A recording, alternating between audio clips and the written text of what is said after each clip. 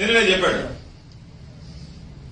చెన్నై, నెల్లూరు, తిరుపతిని కలిపి ఒక హబ్ చేస్తా చెయ్యాలనుకున్నా.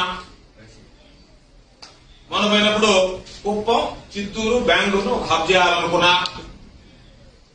చంద్రబాబు నాయుడు ఎట్టుందంటే, నేను నిద్ర లేయాలనుకున్నా, లేచి పళ్ళు తోమాలనుకున్నా, తోముకోలేదు కాబట్టి వాసన పడుతుంది, స్నానం చేయాలనుకున్నా, చేయలేదు కాబట్టి గబ్బు కొట్టుకుంటున్నా.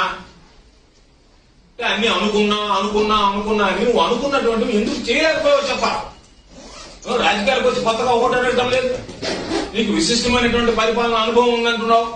ఒక పక్క అది మాట్లాడుతూనే నేను అనుకున్నా అంటే రాజకీయాల్లో ఉన్నప్పుడు మాత్రం అమలు చేయవు, రాజకీయాల్లో లేనప్పుడు మాత్రం అనుకుంటావు.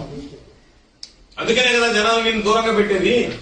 నువ్వు నిన్న జగన్మోహన్ రెడ్డి గారి గురించి విమర్శించావు.